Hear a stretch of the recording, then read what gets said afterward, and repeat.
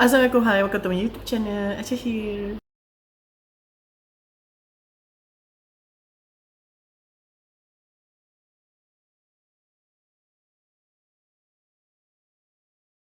Okey, video kali ni Acha nak ceritakan tentang kisah Nabi Yunus alaihissalam. Nabi Yunus alaihissalam ataupun nama penuh dia Yunus bin Matta dilahirkan dan dibesarkan dekat satu bandar ni yang bernama Ninwa. Okey, ada beberapa buku dan juga ahli tafsir yang sebut nama bandar ni Ninwa ada, Nineveh pun ada, Nenwa pun ada, Nineveh pun ada. Bunyi kira lebih kurang, so memang sama je lah, cuma ejaan je lah. Ada yang ejaan macam bunyi pelat English, mungkin ada yang bunyi Arab. Kalau macam dalam translation bahasa Melayu dia sebut Ninwa. Okey, dekat bandar ni kira penduduk dia ada dalam 100,000 orang, dan Nabi Yunus alaihissalam ni dibesarkan dalam persekitaran yang biasalah, dibesarkan secara biasa. Nabi Yunus ni kira orang biasa. Nabi Yunus alaihissalam disebut dalam Al-Quran sebanyak 4 kali. Dalam surah An-Nisa ayat 163, surah Al-An'am ayat 86,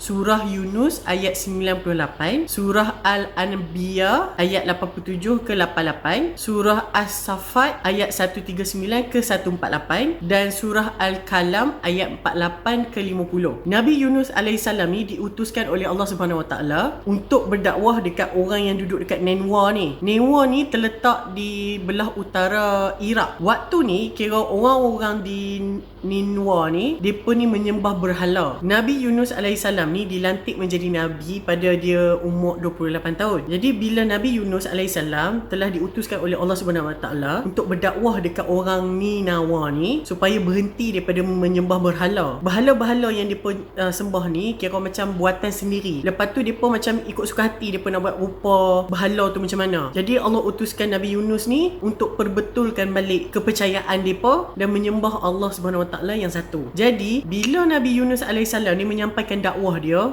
orang-orang Ninawa ni depa tak boleh terima. Depa rasa macam ni ajaran baru. Depa tak percayalah Nabi Yunus alaihissalam ni, sebab ajaran yang depa amalkan menyembah berhala ni adalah ajaran daripada nenek moyang depa. Jadi macam dakwah Nabi Yunus alaihissalam ni benda yang baru bagi depa. Jadi susahlah untuk depa percaya. Jadi orang-orang Ninawa ni depa ni question Nabi Yunus alaihissalam. Depa kata, hang ni orang asing, hang ni mai daripada mana, tiba-tiba nak bagi tahu tentang kepercayaan baru dan agama baru. Takkan kami nak tinggal agama kami dan kepercayaan kami, adat kami ni yang telah dipraktiskan, yang telah dibuat oleh datuk moyang kami dan diwarisi oleh kami. Lepas tu tiba-tiba macam hang minta kami ubah benda tu. Apa yang kami dapat kalau kami ubah? Dan apa yang membuatkan hang ni adalah orang yang benar? Percayalah, hang takkan dapat seorang pun daripada kami sebagai pengikut hang. Depa ni cakap macam tu dekat Nabi Yunus alaihissalam. Jadi Nabi Yunus alaihissalam menjawablah orang-orang Ninawa ni. Dia kata, sesungguhnya aku ni hanyalah utusan daripada Allah Subhanahu Wa Taala untuk membimbing hampa semua ni ke jalan yang benar. Tak ada faedah yang datang untuk hampa kalau menyembah berhala-berhala ni. Dan berhala-berhala ni adalah buatan tangan hampa sendiri. Dan tugas aku adalah untuk membimbing, untuk keluarkan hampa daripada kegelapan dan kesesatan ni untuk ke jalan yang benar dan suci. Jalan yang benar ni akan memberikan kebaikan kepada diri kamu dan kepada anak cucumu di masa hadapan. Aku sebagai utusan Allah Subhanahu Wa Taala tak dapat kelebihan apa-apa pun. Lepas tu Nabi Yunus alaihissalam ni kata lagi, dia tak mengharapkan sesuatu upah ataupun diangkat sebagai pemimpin ataupun diagungkan daripada dakwah dia ni. Matlamat dia adalah untuk memperbetulkan kepercayaan depa ni sahaja. Dan aku hanya nak mengingatkan kepada hampa semua bahawa kalau hampa masih memilih jalan yang sesat,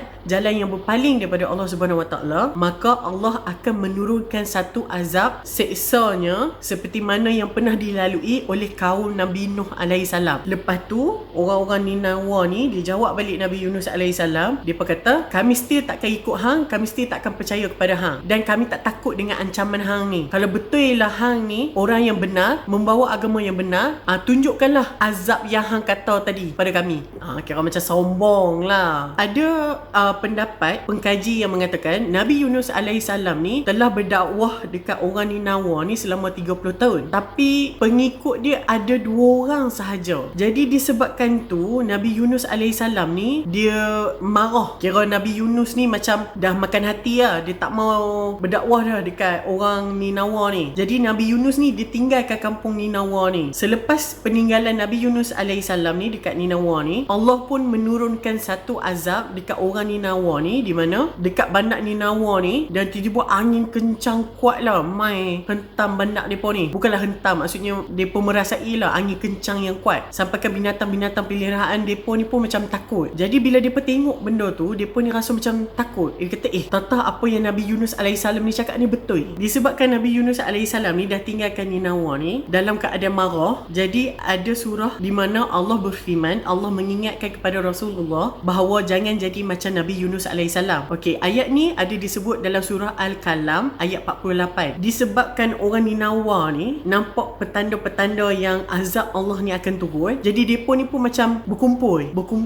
macam bersepakat lah nak taubat. Sebelum azab Allah ni turun, depa ni kena taubat cepat. Maknanya apa yang Nabi Yunus alaihissalam ni sampaikan ni adalah benar. Jadi disebabkan tu depa ni pun berdoa lah kepada Allah Subhanahu Wa Taala, meminta keampunan daripada dia, dan Allah pun melimpahkan taubat dan iman kepada depa ni. Jadi depa ni sampaikan tukar baju, pakai baju lusuh, baju yang biasa-biasa, meninggalkan semua kekayaan dan harta depa ni dan beribadah kepada Allah Subhanahu Wa Taala, dan menyesalilah apa yang depa kata dekat Nabi Yunus alaihissalam ni. Kira semua bersujud kepada Allah Subhanahu Wa Taala, laki ke, wanita ke, orang tua ke, kanak-kanak ke, semua. Jadi Allah Subhanahu Wa Taala ni pun menerimalah taubat depa ni. Nabi Yunus alaihissalam ni meninggalkan kota Ninawa ni tanpa izin Allah. Dia tak berdoa kepada Allah Subhanahu Wa Taala yang kata dia ni boleh meninggalkan dakwah dia kepada kaum Ninawa ni. Jadi Nabi Yunus alaihissalam ni memang dia tinggalkan kota ni dalam keadaan marah. Lebih kurang macam dah makan hati dah lah. Simple words dia. Nabi Yunus alaihissalam ni dia fikir macam it's okay, tak apa untuk dia tinggalkan kaum-kaum dia ni tanpa meminta izin Allah dulu. Dia rasa macam tak ada apa benda tu. Tapi dia sebagai Nabi dan Rasul, sepatutnya dia ni meminta petunjuklah daripada Allah Subhanahu Wa Taala dan meminta izin kepada Allah Subhanahu Wa Taala seperti nabi-nabi yang sebelum dia. Jadi bila Nabi Yunus alaihissalam ni ditinggalkan kota Ninawa ni, Nabi Yunus alaihissalam ni dia pergi ke pesisiran pantai dan dia naik bot atau bot kecil ataupun kapal. Ada kata bot kecil, ada kata kapal. Waktu kapal tu berlayar, lepas tu kapal ni kira macam bergelora. Tiba-tiba main angin kencang, lepas tu ombak kuat, membuatkan kira kapal ni terumbang-ambing lah. Lepas tu kapal ni kira macam bawa barang-barang yang berat. Jadi dia pun rasa macam kapal ni terumbang-ambing ni sebab bawa muatan yang penuh sangat. Jadi dia pun buang barang-barang yang sepatutnya. Tapi even dia pun buang barang-barang ni pun, kapal dia pun ni still macam bergelora. Lepas tu dia pun ni pun macam bersepakat lah, kata mungkin orang yang dalam kapal ni yang bawa bebanan. Jadi dia pun kena buang orang yang atas kapal ni. Waktu ni kira macam dia pun buat undian, siapa yang kena keluar daripada kapal ni. Bila dia pun buat undian, nama yang dipecabut ni adalah nama Nabi Yunus alaihissalam. Ada pendapat ulama yang kata dia pun buat undian ni sampai 3 kali, tapi still Nabi Yunus alaihissalam ni. Jadi waktu ni Nabi Yunus alaihissalam ni dia faham dengan situasi tu, dan dia pun macam menerima lah benda tu, dan tanpa tak agak-agak Nabi Yunus alaihissalam ni terjun masuk ke laut. Lepas Nabi Yunus alaihissalam terjun ke laut ni, terus macam kapal ni elok, kira macam dah tak goyang dah. Waktu ni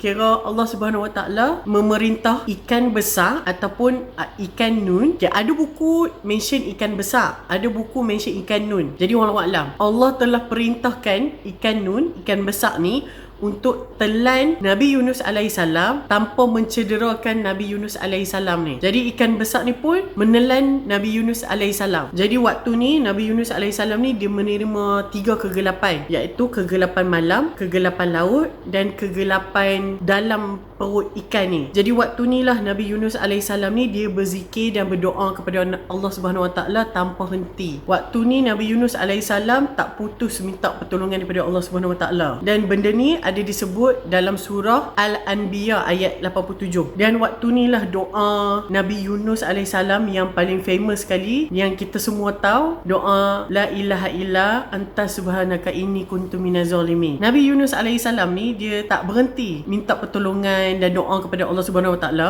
sampaikan malaikat tanya, ada suara yang sedap duk dengar ni, tapi dia dekat tempat yang asing. Malaikat kata. Jadi Allah Subhanahu Wa Taala kata, tak kenal ke suara tu siapa? Tu suara hamba aku Yunus. Lepas tu malaikat kata, suara ni dah makin lama makin lemah. Kira ada pendapat yang kata Nabi Yunus alaihissalam ni duduk dalam perut ikan ni selama 3 hari. Ada yang kata 1 hari, ada yang kata 30 hari. Jadi banyak pendapat. Lepas tu Allah Subhanahu Wa Taala dengan izin dia mengarahkan ikan Nun untuk ludah balik Nabi Yunus alaihissalam ni dekat pantai. Dan bila ikan Nun ni ludah Nabi Yunus alaihissalam, lepas tu dengan kuasa Allah, Allah memberi teduhan dekat Nabi Yunus alaihissalam ni dengan bagi dia pokok labu. Pantai kan panas. Jadi Nabi Yunus ni dia sebab dalam keadaan lemah, jadi Allah tumbuhkan satu pokok labu untuk teduhan Nabi Yunus alaihissalam dan juga makanan Nabi Yunus alaihissalam. Kira makanan ni Nabi Yunus tak payah cari. Dah siapkan dah kepada dia. Pertolongan Allah ni ada disebut dalam surah As-Saffat ayat 143 ke 144 dan surah Al-Anbiya ayat 87 ke 88. Selepas Nabi Yunus alaihissalam dah dapat tenaga dia balik, jadi Allah utuskan Nabi Yunus alaihissalam ni untuk kembali ke Ninawa dan bagi tahu kat Ninawa ni, kata Allah dah terima taubat depa. Jadi bila Nabi Yunus alaihissalam ni dia balik ke Ninawa dan dia nampaklah bahawa orang-orang Ninawa ni semuanya dah bertaubat kepada Allah Subhanahu Wa Taala. Dan disebabkan orang-orang Ninawa ni dah bertaubat dan sujud kepada Allah Subhanahu Wa Taala, jadi Allah pun memberikan segala kenikmatan harta kepada depa ni dan juga anak-anak depa. Dan perkara ni ada disebut dalam surah As-Saffat ayat 147 ke 148. Jadi itulah kisah Nabi Yunus alaihissalam. Jadi pengajaran dalam cerita ni adalah segala ujian yang kita melalui, kita tak boleh cepat marah. Kita kena sentiasa bersabar dan bersangka baik kepada Allah Subhanahu Wa Taala. Segala ujian yang kita lalui ni semuanya ada sebab. Contoh Nabi Yunus alaihissalam ni, dia berdakwah dekat kaum Ninawa ni, itulah ujian dia sebagai nabi. Dari kisah ni boleh kita tengok betapa besarnya hidayah Allah Subhanahu Wa Taala ni, di mana orang-orang Ninawa yang berjumlah 100,000 lebih ni, Allah kalau nak bagi hidayah dekat depa tak ada masalah, dia boleh bagi. Tapi ujian Nabi Yunus alaihissalam ni, dia sebagai seorang nabi dan rasul, dia kena jalankan tanggungjawab dia untuk berdakwah dekat depa ni. Nabi Yunus alaihissalam ni, dia bertaubat kepada Allah Subhanahu Wa Taala, dia memohon ampun dan berdoa kepada Allah Subhanahu Wa Taala atas kesilapan dia meninggalkan orang-orang Ninawa ni tanpa izin Allah dan juga dalam keadaan marah. Jadi moral of the story, kisah Nabi Yunus alaihissalam ni, segala ujian yang kita lalui, kita kena sentiasa sabar dan banyakkan doa kepada Allah Subhanahu Wa Taala. Jadi itu saja kisah Nabi Yunus alaihissalam. So kalau ada apa-apa nak share, boleh komen.